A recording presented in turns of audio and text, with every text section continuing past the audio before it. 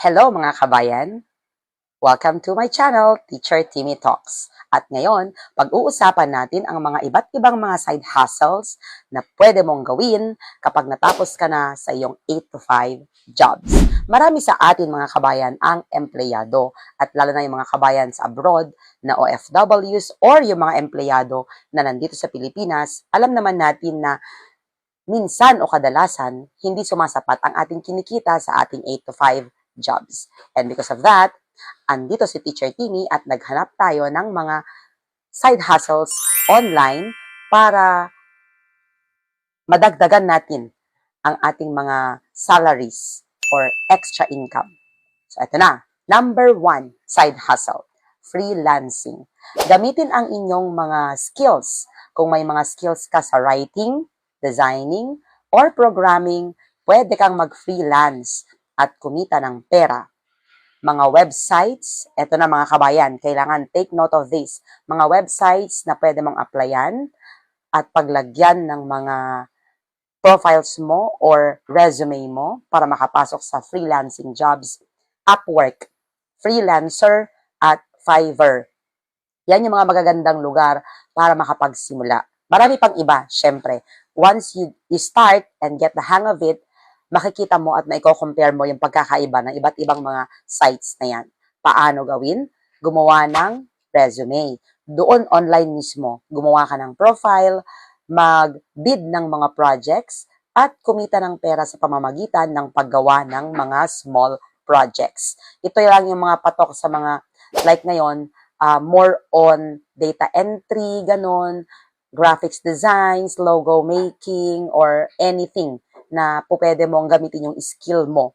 And number 1 app dyan na pwedeng gamitin mga kabayan ay Canva. Aralin natin ang Canva, maraming tutorials sa YouTube na kung paano siya gawin.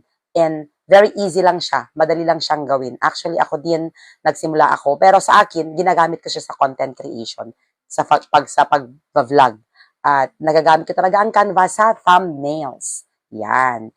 So, ang mga pwede mong possible na kitain sa freelancing jobs mula sa mga sinabi kong sites kanina, websites, ay around 20,000 to 100,000 per month, kabayan. Pero syempre, nakadepende yan sa sipag mo.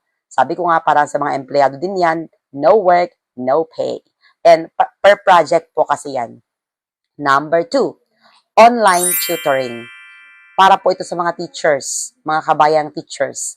Magturo ng mga subjects, kung ano man yung subject na tinuturo mo or area mo. Kung may expertise ka sa isang subject, pwede kang mag-tutor online at kumita ng pera. Ito naman yung mga platforms na pwede mong applyan. TutorMe, Chegg, Varsity Tutors, ito yung mga magagandang lugar para makapagsimula. But of course, for ESL, English as Second Language, marami tayong mga ESL. Even sa Blue App, maraming mga groups. Mag-search ka lang ng ESL teaching or part-time, full-time. Marami po dyan, mga kabayan. Paano ito gawin? Gumawa ka ng profile, mag-set ng oras, at kumita ng pera sa pamamagitan ng pagtuturo sa mga estudyante. And dito po sa ESL, for example, mostly mga ibang lahi ang tinuturuan, kabayan. For example, mga Japanese, Koreans, mga Chinese, mostly, like 5-1 Talk, for example, promote ang 5-1 Talk, kasi kilalang kilala yan. And they would always hire Filipinos. Kasi syempre, aside from yung energy natin na magturo, madali tayong matuto sa mga trainings and all that. Kasi may mga free trainings naman po sila. Bayad ka dyan around 25 minutes na per teaching na ano nila. Tapos, ang kita mo dyan, 15,000 to 50,000 per month. Nakadepende na naman yan sa sipag mo at sa oras na ginugugol mo. Yan. So, kung may employment ka, may job ka at the moment, full-time employee ka, kabayan, pwedeng 8 to 5 na sa work ka, siyempre, give your time some rest din pag uwi mo, then tsaka ka mag-online job. Diba? Part-time for your extra income and side hustle. Number 3, affiliate marketing. Usong-uso ngayon yung sa pamamagitan ng mga referrals, kung may mga followers ka sa social media mo, like Facebook, pwedeng TikTok, ganyan, pwede ka mag-affiliate marketing at kumita ng pera sa pamamagitan ng referrals. So, mga kumpanya tulad ng Amazon, Lazada, Shopee, TikTok Shop of course, yan yung mga may affiliate program na tinatawag. And again, paano ito gawin? Gumawa ng content, mag-share ng mga links, katulad sa TikTok, yung yellow basket, diba sinasabi nila palagi, at kumita ng pera sa pamamagitan ng referral. So, kita mo dyan, 5,000 to 20,000 per month or even more than that kung talagang kakaririn mo. Nakadepende rin yan, again, sa sipag mo. Number 4, drop shipping.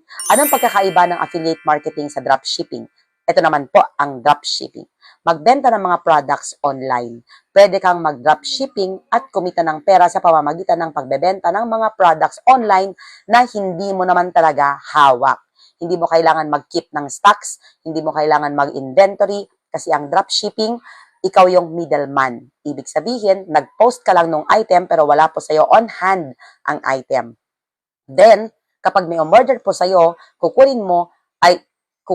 sasabihin mo lang, ipe-place mo yung order kay seller or sa mismong nagpo-produce ng product, then siya mismo ang magsesend doon sa nag-order. So, gitna ka. Ikaw yung parang agent or broker. Parang ganon. So, yun po yung dropshipping. Sila na mismo yung papadala, then you get commission din doon. So, mga platforms tulad ng WooCommerce at Lazada, ito yung mga magandang lugar para sa dropshipping. Yan. Marami din kahit sa mga blue app, may mga groups din po dyan for dropshipping. Paano ito gawin? Gumawa ng online store, mag-set ng mga products. Again, hindi mo po yun totoong products, hindi po siya on hand. Kumbaga, manggagaling na po yun mismo sa nagbebenta, kasi ikaw lang po ang mag-market, mag-advertise, magpo-promote, at kumita ng pera sa pamamagitan ng pagbenta ng mga products na hindi mo naman hawak.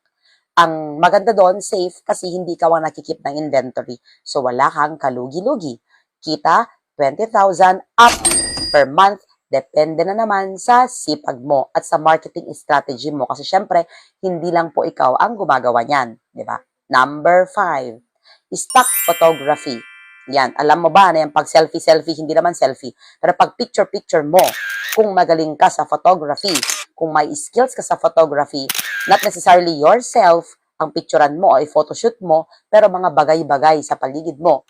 Pwede kang magbenta ng mga litrato or mga pictures sa mga websites tulad ng Shutterstock, iStock, at Adobe Stock. So mga to, they call it para siyang bank ng mga stock photos kasi maraming mga content creators, like even po ako, mga kabayan, mga ginagamit ko pong mga pictures ay galing po sa isang stock na website which is called Pexels. Nakalimutan din. Pexels. Tapos pag mga video na stocks po ay in video. O ayan, pre-promote ko na para malaman nyo rin kung saan nanggagaling yung mga photos ko at mga, kasi may mga copyright po yan, mga kabayan. Hindi po tayo basta-basta po pwedeng kumuha ng mga random pictures sa Google o kaya kung saan-saan na nakikita online or posted by someone, tapos kukunin mo, may copyright po yan at bawal po yan. Pag may nag-report po sa inyo at ginamit nyo yung picture or video nila, then matatake down po ang inyong account. Yan. Kasi community guidelines din po yan sa YouTube. Bawal pong gumamit ng hindi sa iyo. Maka-copyright ka. Pero safe po kumuha sa mga sites like Shutterstock, iStock, Adobe Stock, at yung sinasabi ko nga, Pexels, mga free videos and photos po doon, and in video. Doon po nanggagaling yung sa akin. Yan. Pero syempre, pag mga stock po ng mga videos or pictures, meron din po siyang watermarks. So, unless you buy the premium or you buy the plan, then, syempre, pwede nang tanggalin yung watermarks. Pero it's okay kung gamit mo lang siya for content creation, hindi naman siya paid, then it's okay to take from those. Paano gawin? Kumuha ng mga pictures, mag-upload sa mga websites na nabanggit ko at kumita ng pera sa pamamagitan ng pagbebenta ng mga litrato. Kaya alam nyo po sa Pexels, makikita kayo even mga solo pictures nila. Like, they take a photo of themselves. Halimbawa, nagsishopping sila or holding a phone or anything. Binibili po yan sa mga websites na pang-stock. Magugulat ka na lang, kumalat na yung picture mo. Di ba? Ginagamit na ng mga content creators din. So, it's okay, wala namang problema kasi nabenta mo na po yung copyright ng photo mo dun sa website na yon. So, kita po pwede po yan 5,000 hanggang 20,000 per month. Again, kabayan, sa photography, itong mga stock pictures and even videos, mura lang po yan. Okay, it's okay, di ba? Kasi naman picture ka lang ng picture, ina-upload mo lang, nire-reels mo lang, or minamay day mo lang, or minamay ini-story mo lang. Wala namang pera dun, di ba? Likes at hearts lang and reacts lang makukuha mo. So might as well use your photos for that purpose para kumita ng extra income. Kaya, kayo naman mga kabayan, ano naman ang naiisip yung mga side hustle? Pero sa akin, more on online. Kasi syempre, nasa digital world na tayo, nasa digital technology era tayo, syempre kailangan maging upgraded at updated naman tayo when it comes to teknologya. Yan. So, share your comments down below. Ano pang mga side hustle ang mga gusto nyong pag-usapan natin sa susunod na vlog? Sana nakatulong sa inyo at makatulong sa inyo sa mga nagpaplanong magkaroon ng side hustle ang mga ideas ni Teacher Timmy. Abangan ang mga susunod na videos para sa mga empleyado na gustong mag-transition kasi malay mo naman, from side hustle, kakaririn mo to at magkakaroon ka na ng time freedom kasi self-employed ka na or businessman or pinakamaganda sa lahat, investor. So this is Teacher Timmy saying, happiness is a choice. Always choose to be happy. Happy weekend, mga kabayan. Bye! See you again next vlog.